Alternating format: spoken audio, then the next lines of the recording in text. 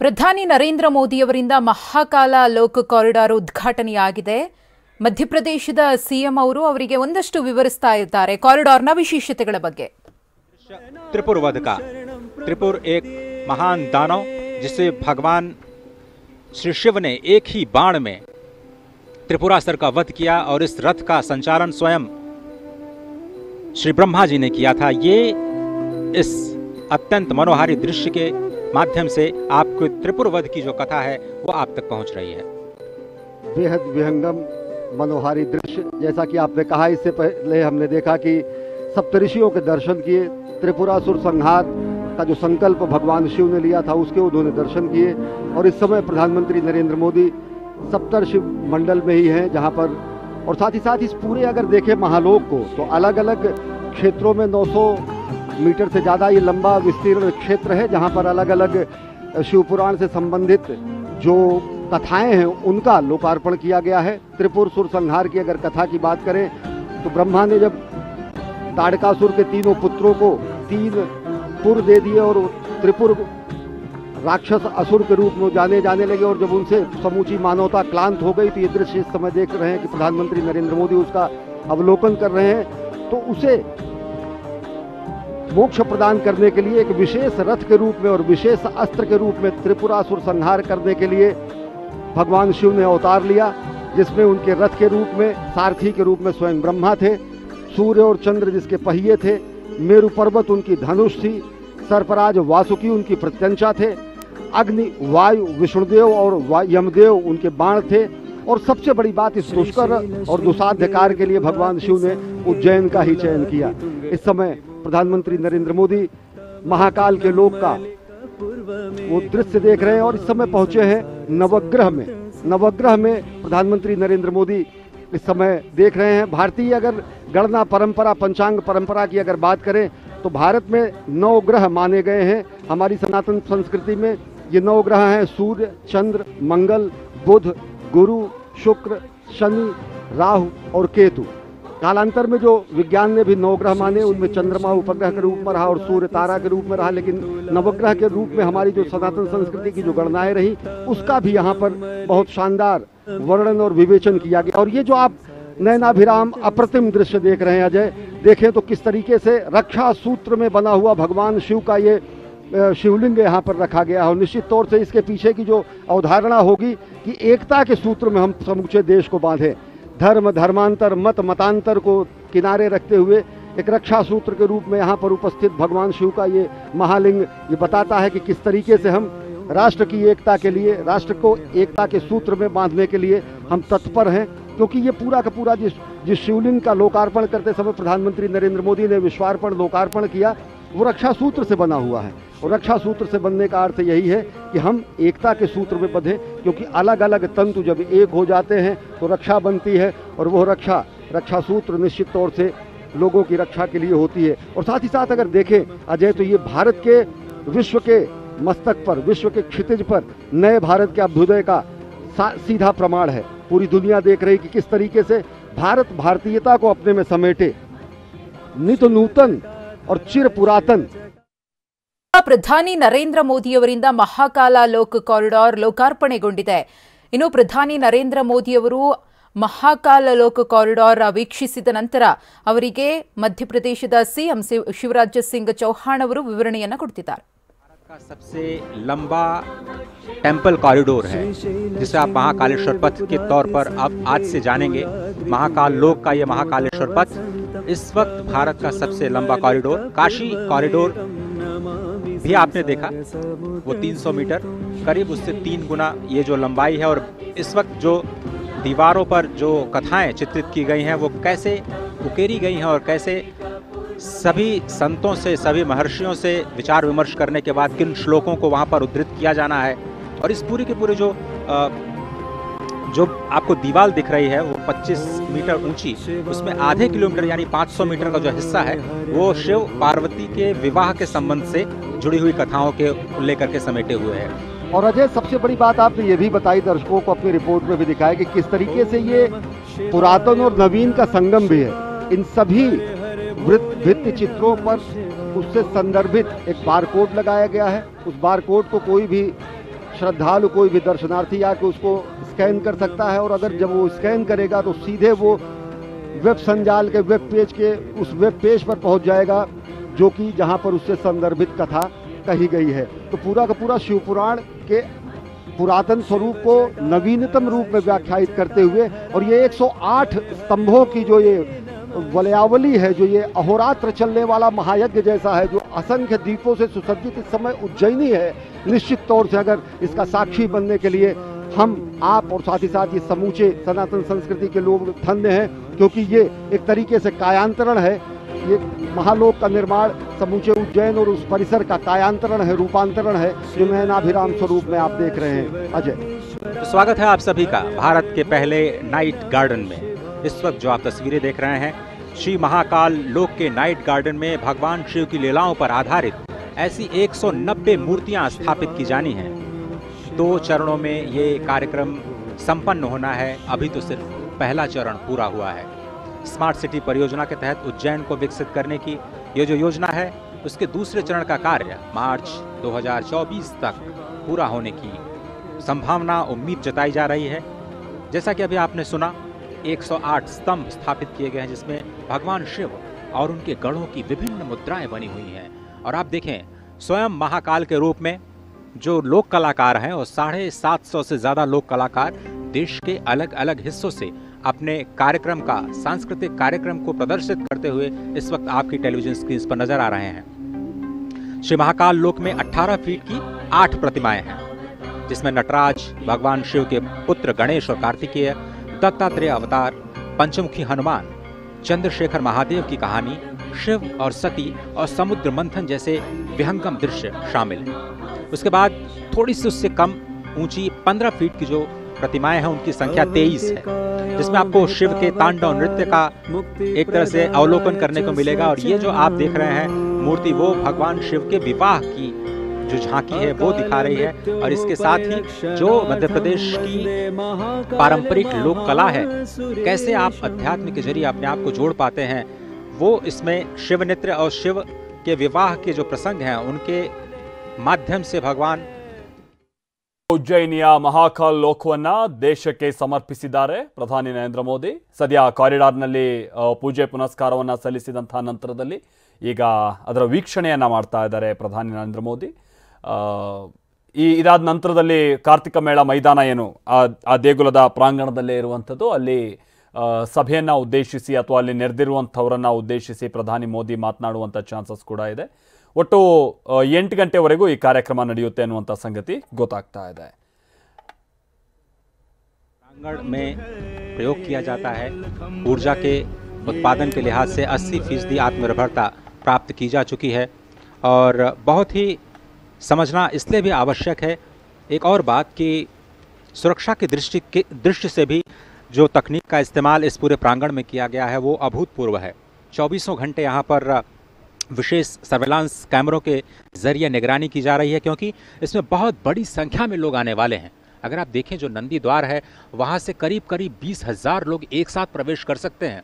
महाकाल के परिसर में अगर हम समझें तो हर घंटे 1 लाख से ज़्यादा लोग महाकालेश्वर के दर्शन कर सकते हैं। इतने लोगों पर निगरानी रख पाना बहुत ही मुश्किल कार्य होता है, और इसीलिए हम कह रहे हैं बार बार कि आर्टिफिशियल इंटेलिजेंस का इस्तेमाल करते हुए एक बहुत ही उन्नत और अत्याधुनिक कमांड एंड कंट्रोल सेंटर बनाया गया है, जिसके ज़रिए जो सर्वेलांस है, सर्वेलांस कैमरों की मदद से जो integrated command and control centre है, पूरे परिसर की 24 घंटे निगरानी की जाएगी। और इस परियोजना का जो पूरा उद्देश्य है, इस क्षेत्र में जो भीड़ भाड़ पहले थी उसको कम करना, और किस तरह से जो विरासत संरचनाओं का संरक्षण करना, और साथ ही साथ जो इस परियोजना के विस्तार के जरिए यहाँ पर पर्यटन को बढ़ावा देना है, अर्थव्यवस्था को भी बढ़ावा देना है, आत्मनिर्भरता को भी बढ़ावा देना है, समृद्धि को भी हमें दिखाना है, अपने सांस्कृतिक धरोहर को सहेजना भी है। इन सभी कार्यों का जो संगम है, वो आपको इस महाकाल के इस नए लोक में इस वक्त भारत के पहले नाइट गार्डन के रूप में, एक विहंगम दृश्य के रूप में, जिसमें इस वक्त आप रुद्र सरोवर के साथ साथ महाराज विक्रमादित्य का टीले के साथ साथ आप देख रहे हैं ये दृश्य, जो आप या फिर कहें कि भारत माता के मंदिर के साथ साथ जो मंदिर का मुख्य शिखर है, वो भी आपको बहुत ही आसानी से दिख रहा है। अप्रतिम विहंगम दृश्य, नयनाभिराम दृश्य। और अजय, जैसा आपने बताया कि भारत ने ही प्रधानमंत्री नरेंद्र मोदी के अध्यक्षता में और उनके नेतृत्व में इंटरनेशनल सोलर अलायंस की स्थापना की, और यहाँ इस पूरे परिसर का जो प्रकाश की व्यवस्था की गई है वो सौर ऊर्जा द्वारा संचालित है। ये होता है दूरदृष्टि और ये होता है स्वप्न दृष्टा के स्वप्न का साकार होना। निश्चित तौर से अगर देखें तो भारतीय संस्कृति और भारतीय जो संस्कृति के पुनर्स्थापना का जो ये संक्रांति काल है, इसको इस रूप में देखा जा सकता है। वास्तव में ये सांस्कृतिक पुनर्जागरण का काल है। हमने वो दौर भी देखा जब भारत भारतीयता के नाम से लोग मुंह छिपाते और मुंह चुराते हुए भी शासन करते हुए लोग दिखे, लेकिन आज गर्व से सबको अपने में एक रक्षा सूत्र के रूप में समेटे हुए भारत भारतीयता का जयगान और जयघोष करते हुए विश्व के पटल पर एक नए भारत का अभ्युदय हो रहा है, और वो प्रधानमंत्री नरेंद्र मोदी के सबल सशक्त नेतृत्व में हो रहा है। निश्चित तौर से दुनिया देख रही है भारत के नए शक्तिबोध को, दुनिया आज देख रही है भारत के नए सौंदर्य बोध को, दुनिया देख रही है आज भारत के नए अभ्युदय को। और निश्चित तौर से अगर देखें तो भारत भारतीयता को किसी धर्म विशेष के रूप में नहीं व्याख्यायित किया जा सकता है।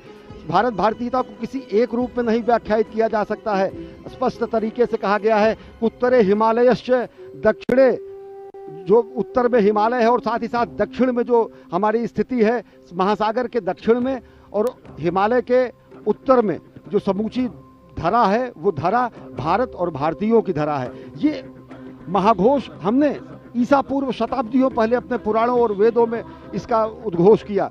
निश्चित तौर से अगर देखें तो आज नयनाभिराम छटा देखकर विश्व गदगद होगा। सनातन संस्कृति भारत भारतीयता आज आह्लादित होगी और निश्चित तौर से भारत के नए अभ्युदय का दिन है। और अगर उनको चंद शब्दों में समेटे श्रद्धेय अटल जी के शब्दों में अजय, तो उन्होंने कहा कि मैं एक बिंदु ಮಧ್ಯಪ್ರದೇಶದ ಉಜ್ಜಯಿನಿಯಲ್ಲಿ ಇರುವಂಥ ಕಾರಿಡಾರ್ ಇದು. ಬಹಳ ಮಂದಿ ಹೋಗಿರ್ತೀರ ಮಹಾಕಾಳೇಶ್ವರ ದೇವಸ್ಥಾನ, ಬಟ್ ಬಹಳ ಜನ ಅಲ್ಲಿಗೆ ಹೋಗ್ತಾರೆ. ಬಟ್ ಅಲ್ಲಿರುವಂಥ ಕಾರಿಡಾರ್ ಇತ್ತಲ್ಲ, ಅಲ್ಲಿ ಸೇರುವಂಥ ಸಾವಿರಾರು ಮಂದಿಗೆ ಯಾವುದೇ ಕಾರಣಕ್ಕೂ ಸಾಧ್ಯ ಆಗ್ತಾ ಇರಲಿಲ್ಲ. ಸರಿಯಾಗಿ ದೇವರ ದರ್ಶನ ಪಡೆಯುವಂಥ ನಿಟ್ಟಿನಲ್ಲಾಗಿರ್ಬೋದು ಅಥವಾ ವಾತಾವರಣದಲ್ಲಿ ಓಡಾಡೋದಕ್ಕೆ ಸಾಧ್ಯ ಆಗ್ತಾ ಇರಲಿಲ್ಲ. ಈ ಹಿಂದೆ ಏನೋ 2.3 ಹೆಕ್ಟೇರ್ನ ವಿಸ್ತೀರ್ಣ ಹೊಂದಿದ್ದಂಥ ಕಾರಿಡಾರ್ ಇದು, ಅದನ್ನು ಈಗ 20.23 ಹೆಕ್ಟೇರ್ಗೆ ವಿಸ್ತರಣೆ ಮಾಡಲಾಗಿದೆ. ಭಾಳ ಒಂದು ಕನಸಿನ ಯೋಜನೆ ಇದು. ಅದು ಇವತ್ತು ಸಾಕಾರಗೊಂಡಂಥ ಸಂದರ್ಭ. ಆಮೇಲೆ ಸುಮಾರು 856 ಕೋಟಿ ವೆಚ್ಚದಲ್ಲಿ ನಿರ್ಮಾಣಗೊಂಡಿರುವಂಥ ಕಾರಿಡಾರ್ ಇದು. ಮಹಾಕಾಲ ಲೋಕ್ ಕಾರಿಡಾರ್ ಅಂತ ಅದನ್ನು ಹೆಸರಿಸಲಾಗಿದೆ. ಮಹಾಕಾಲ ಲೋಕ್ ಕಾರಿಡಾರ್ ಅಂಥೇಳಿ 108 ಕಂಬಗಳ ಸ್ಥಾಪನೆ ಆಗಿದೆ ಆ ಕಾರಿಡಾರ್ನ ಉದ್ದಕ್ಕೂ. ಆ ಕಂಬಗಳ ಮೇಲೆ ಶಿವನ ವಿವಿಧ ಮುದ್ರೆಗಳನ್ನು ಕೆತ್ತಲಾಗಿದೆ. ಭಾಳ ನಾಜೂಕಿನ ಕೆಲಸ, ಭಾಳ ಚೆನ್ನಾಗಿ ಅದರ ಕೆತ್ತನೆ ಆಗಿದೆ ಅನ್ನುವಂಥದ್ದನ್ನು ಕೂಡ ನಾವು ಕೇಳ್ಪಡ್ತಾ ಇದ್ವಿ. ಆಮೇಲೆ 100ಕ್ಕೂ ಹೆಚ್ಚು ಕೀರ್ತಿ ಸ್ತಂಭಗಳ ನಿರ್ಮಾಣ ಕೂಡ ಅದೇ ಕಾರಿಡಾರ್ನಲ್ಲಿ ಆಗಿದೆಯಂತೆ. ಸೊ ಇದೆಲ್ಲವೂ ಕೂಡ ಕಾರಿಡಾರ್ನ ಸೌಂದರ್ಯವನ್ನು ಹೆಚ್ಚಿಸಿವೆ. ಜೊತೆಗೆ ಆ ಸ್ಥಳಕ್ಕೆ ಹೋದಂಥ ಸಂದರ್ಭದಲ್ಲಿ ಒಂದು ಪ್ರಶಾಂತತೆ ಸಿಗಬೇಕು, ಜೊತೆಗೆ ಎಲ್ಲೆಲ್ಲೂ ಶಿವನಾಮ ಸ್ಮರಣೆ ಆಗ್ತಾ ಇರಬೇಕು ಅನ್ನುವಂಥ ನಿಟ್ಟಿನ ವ್ಯವಸ್ಥೆಗಳಿದೆಯಲ್ಲ, ಭಾಳ ಅಚ್ಚುಕಟ್ಟಾಗಿ ಮಾಡಲಾಗಿದೆ ಅನ್ನುವಂಥದ್ದನ್ನು ನಾವು ಕೇಳ್ಪಡ್ತಾ ಇದ್ದೀವಿ. ಆಮೇಲೆ ನಾವು ತೀರಾ ಇತ್ತೀಚೆಗೆ ಅಂತ ಅಂದರೆ ಕಾಶಿ ವಿಶ್ವನಾಥ ಕಾರಿಡಾರನ್ನು ಪ್ರಧಾನಿ ನರೇಂದ್ರ ಮೋದಿ ಅದನ್ನು ಲೋಕಾರ್ಪಣೆಗೊಳಿಸಿದಂಥದ್ದನ್ನು ನಾವು ನೋಡಬಹುದಾಗಿತ್ತು. ಆ ಕಾರಿಡಾರ್ಗಿಂತ ಸುಮಾರು 3 ಪಟ್ಟು ದೊಡ್ಡದಾದ ಕಾರಿಡಾರ್ ಇದು ಅನ್ನುವಂಥ ವಿಚಾರ ಗೊತ್ತಾಗ್ತಾ ಇದೆ. ಇದು ಮೊದಲ ಹಂತ. ಇನ್ನೊಂದು ಹಂತದಲ್ಲೂ ಕೂಡ ಇದರ ಬೇರೆ ಬೇರೆ ಕೆಲಸ ಕಾರ್ಯಗಳು ಲೋಕಾರ್ಪಣೆಗೊಳ್ಳೋದಿದೆ. ಇದೆಲ್ಲದಕ್ಕಿಂತ ಮುನ್ನ ಪ್ರಧಾನಿ ನರೇಂದ್ರ ಮೋದಿ ಅವರು ಆ ಸ್ಥಳದಲ್ಲಿ ಓಡಾಡ್ತಾ ಇದ್ದಂಥ ಸಂದರ್ಭ, ದೇವರಿಗೆ ಪ್ರಣಾಮಗಳನ್ನು ಸಲ್ಲಿಸಿದಂಥ ಸಂದರ್ಭ, ಪೂಜೆ ಪುನಸ್ಕಾರದಲ್ಲಿ ತೊಡಗಿಸಿಕೊಂಡಿದ್ದಂಥ ಸಂದರ್ಭ, ಅದನ್ನು ನಾವಿಲ್ಲಿ ನೋಡಬಹುದು. ಮಧ್ಯಪ್ರದೇಶದ ಮುಖ್ಯಮಂತ್ರಿಗಳು ಕೂಡ ಈ ಸಂದರ್ಭದಲ್ಲಿ ಪ್ರಧಾನಿಗೆ ಸಾಥ್ ಕೊಟ್ಟರು. ಪ್ರಧಾನಿ ಕೂಡ ಬಹಳ ಭಕ್ತಿ ಭಾವದಿಂದ ದೇವಸ್ಥಾನದ ಪ್ರಾಂಗಣದಲ್ಲಿ ಓಡಾಡ್ತಾ ಇದ್ದಂಥದ್ದನ್ನು ನಾವಿಲ್ಲಿ ನೋಡ್ಬೋದಾಗಿತ್ತು. ಬನ್ನಿ, ಆ ದೃಶ್ಯಾವಳಿಗಳನ್ನು ನಾವಿಲ್ಲಿ ಗಮನಿಸ್ತಾ ಇದ್ದೀವಿ. भारत के लक्ष्य को हासिल किया जा सके और प्रधानमंत्री नरेंद्र मोदी इस समय पहुंच चुके हैं गर्भगृह में। आकाशे तारकम लिंगम पाताले हाटकेश्वरम भूलोके च महाकालो लिंगत्रय नमोस्तुते। महाकालेश्वर की महिमा अनंत है। भोलेनाथ शिवशंकर महाकाल के दर्शन करने पहुंचे हैं, अभ्यर्थना पूजा अर्चना आराधना और वंदना करने पहुंचे हैं राष्ट्रनायक जननायक प्रधानमंत्री नरेंद्र मोदी। और इस वक्त आप जो तस्वीरें देख रहे हैं, प्रधानमंत्री मोदी राष्ट्र की ओर से इस संध्या काल के शुभ मुहूर्त में, आज बहुत ही पवित्र दिन, ये इस वक्त जो समय का चयन किया गया है, काल का चयन किया गया है, वो भी बहुत ही महत्वपूर्ण है, क्योंकि आज कृष्ण पक्ष कार्तिक मास द्वितीया की तिथि, द्वितीया की तिथि, जैसा कि आप जानते हैं, भगवान श्री महाकालेश्वर के कपाल पर जो विद्यमान चंद्रमा है वो भी द्वितीया का ही चंद्रमा है और इसीलिए इसको बहुत ही शुभ, बहुत ही पवित्र माना जाता है। इस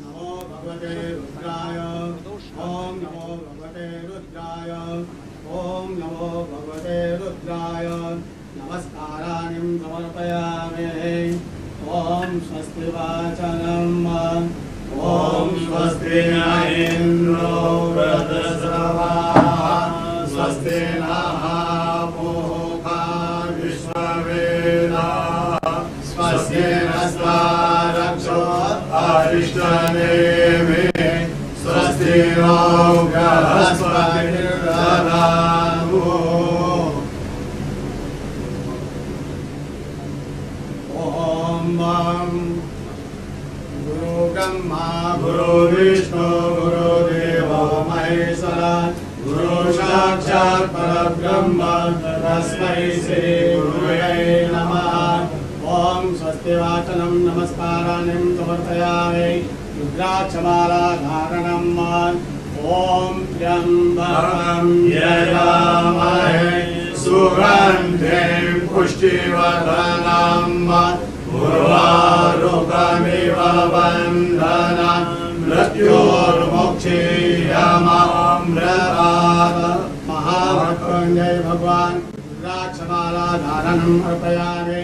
नमस्काराणि संकल्पः विधि विष्णु तदा वारो नक्षत्रं विष्णुरेव च योगस्य कर्ण सर्व विष्णुरमयं जगत् विष्णोर्विष्णोर्विष्णोर् श्रीमद्भगवतो महापुरुषस्य विष्णुवाज्ञाः प्रवर्तमानस्य अद्य ब्रह्मणो द्वितीय प्रदाते विष्णुपदे श्रीक्षेत्राः कल्पे सप्तमे वैवस्पतम्।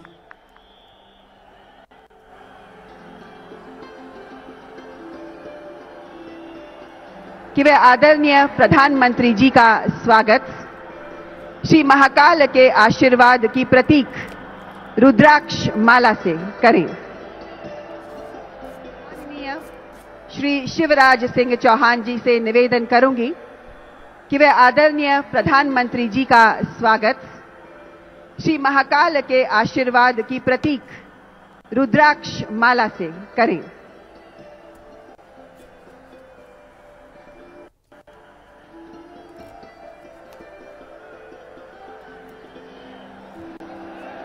हमारे मालवा प्रदेश के गौरवशाली इतिहास की प्रतीक मालवी पगड़ी माननीय मुख्यमंत्री ने अभी प्रधानमंत्री जी को पहनाई और अब रुद्राक्ष माला भेंट करी है और अंग वस्त्र के साथ माननीय प्रधानमंत्री का अति स्वागत, शुभ स्वागत। हम सभी की तरफ से श्री महाकाल लोक के लोकार्पण के लिए हमारे प्रधानमंत्री जी का जितना धन्यवाद किया जाए उतना कम है। ದೇಶದ 12 ಜ್ಯೋತಿರ್ಲಿಂಗಗಳಲ್ಲಿ ಮಧ್ಯಪ್ರದೇಶದ ಉಜ್ಜಯಿನಿಯಲ್ಲಿರುವಂತಹ ಮಹಾಕಾಳೇಶ್ವರ ದೇಗುಲದ ಜ್ಯೋತಿರ್ಲಿಂಗವೂ ಕೂಡ ಒಂದು. ಬಹಳಷ್ಟು ಕಾರಣಗಳಿಂದಾಗಿ ಈ ದೇವಸ್ಥಾನ ಬಹಳ ವಿಶೇಷವಾಗಿ ಗುರುತಿಸಲ್ಪಟ್ಟಿದೆ, ಬಹಳ ಪುರಾಣದ ಕಾಲದಿಂದಲೂ ಕೂಡ ಹೌದು. ಆದ್ರೆ ಇಂಥ ದೇವಸ್ಥಾನ ಕೈಲಾಶ್ ಅವರ ಕಾರ್ಯಕ್ರಮ ಕೂಡ ನಡೀತಾ ಇದೆ. ಹೌದು, मैं नमन करता हूं इस पावन धरा को और आज देवगण अवलोकन कर रहे हैं देवलोक से कि वाह भैया वाह, उज्जैन जो पुरातन नगरी है, जो सनातन नगरी है, उस पावन नगरी में ये कौन है जो शिव के वरद पुत्र ऐसा कुछ कर रहे हैं जो बहुत ऐतिहासिक है। उस ऐतिहासिक को करने के लिए एक ऐसा तपस्वी, एक ऐसा अवधूत पृथ्वी पर भेजा गया है जिसका नाम है नरों में इंद्र, नरेंद्र मोदी। बारंबार नमन है। संगीत और आध्यात्म को एक साथ लाना यह ख्वाब था हम लोगों के लिए। संतों को, संगीत को और मंदिरों को, प्रांगणों को, आध्यात्म को इकट्ठा कर देना यह हम लोगों के लिए कल्पना थी। अब मूर्त हो रहा है।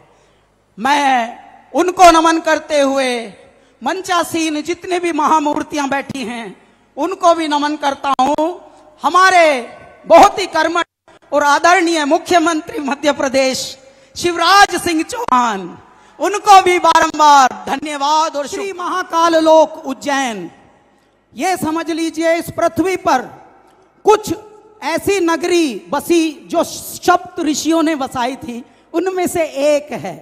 ऊपर से राजाओं के राजा मेरे महाकाल, मेरे महादेव सबको आशीर्वाद दे रहे हैं। और मेरी दृष्टि में तो साहब इस वक्त मेरे महादेव बैठे हैं, ये जन समूह बनकर। अगर ये दुनिया है इस वक्त तो ये महाकाल ही है, ये मेरे महादेव ही हैं जो जनाधिक्य बनकर बैठे हुए हैं। बारंबार नमन है इस धरती को। मध्य प्रदेश के संस्कृति विभाग को मैं धन्यवाद देता हूं कि मेरे महादेव ने हमको चुना और आपका हम पर विश्वास रहा। हमने लिखा, कंपोज किया और गाया है। आप सभी का आशीर्वाद इसी प्रकार से बना रहे और संगीत और अध्यात्म एक साथ हमारी संततियों को और संस्कृति को बचाएगा। ये वचन रखिए याद। हम रहते फिल्मों में हैं लेकिन जीते इल्मों में हैं। हरिओम, जय श्री महाकाल। धन्यवाद श्री कैलाश खेर जी। देवियों और सज्जनों, पृथ्वी के नाभि केंद्र माने जाने वाले उज्जैन में आज हम जो स्वर्ण अवसर के साक्षी बने हैं, उसका स्वरूप देखते ही बनता है। आदरणीय प्रधानमंत्री जी के मार्गदर्शन में श्री महाकाल लोक को इस भव्य प्रारूप देने का श्रेय हमारे मुख्यमंत्री श्री शिवराज सिंह चौहान जी को जाता है। मैं उनसे निवेदन करती हूं कि इस पावन अवसर पर वो हमें इस परियोजना के बारे में बताएं और अपने विचार हमारे समक्ष रखें।